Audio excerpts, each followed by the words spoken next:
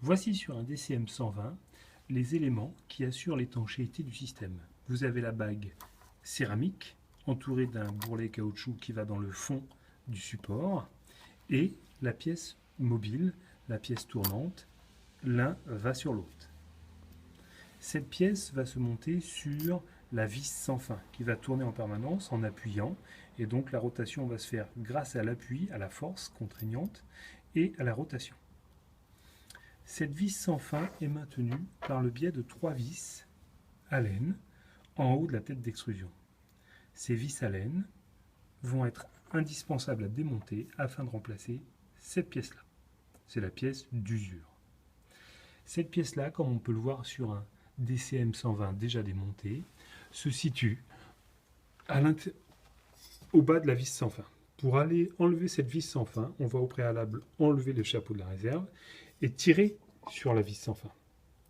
Bien sûr, cette vis sans fin est solidaire de l'évaporateur par les 3 fameuses vis Allen dont je vous ai parlé tout à l'heure. Ces vis Allen se présentent sous la réserve, entre la réserve et l'évaporateur, derrière un collier de mousse. Il faut donc enlever le collier de mousse et on voit apparaître les vis sans fin, les vis Allen. Ces vis Allen, on les démonte. Il y en a 3, 120 degrés. 1, 2 et 3. Une fois ces 3 vis Allen démontées, vous n'avez donc aucune solidarité entre l'évaporateur et la vis sans fin qui tourne à l'intérieur. On va pouvoir l'extraire par le haut. On retourne dans la réserve et là, on tire de façon simple la vis sans fin, la griffe, la tête d'extrusion qu'on voit ici et le joint qui se trouve en bas.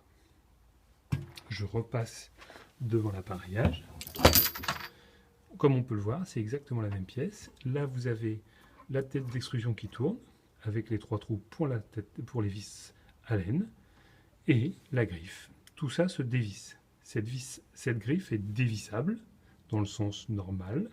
Celle-ci est uniquement emboîtée, donc on pourra la retirer pour nettoyer. La vis sans fin, bien sûr, doit être propre. Et les cannelures, que l'on voit ici plus précisément, doivent être bien droites. Si effectivement elles sont en forme de S ou tordues, c'est qu'il y a eu force et il faudra changer la vis sans fin. Pour remonter, on procède à l'envers. D'abord la vis sans fin insérée. Il faudra bien mettre en face les trous l'un et l'autre. Donc on réinsère la vis sans fin. Voilà. Une fois qu'on va bien mettre en alignement les trous de part et d'autre, on va pouvoir remettre les vis, le collier et le tour est joué. Merci.